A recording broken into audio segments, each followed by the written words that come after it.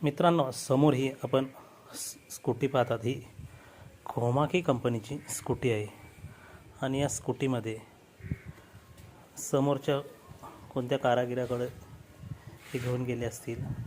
त्यांनी या स्कूटीच्या वायरिंगमध्ये खूप छेडछाड केली होती आणि पूर्ण वायरिंग त्यांच्या पद्धतीने केली होती.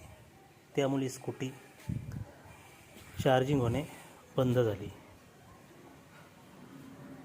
ज्या शोरूममध्ये एक स्कूटी घेऊन गेले आणि त्यांनी आपल्याकडे पाठवली आणि आपण आता या कंपनीच्या स्कूटीची वायरिंग पूर्णपणे जसंच तशी क्लिअर करून देणार आहोत. वायरिंग खराब केल्याने स्कूटी चार्जिंग होत नाही, बाकी स्कूटीमध्ये जास्ती प्रॉब्लेम नाही.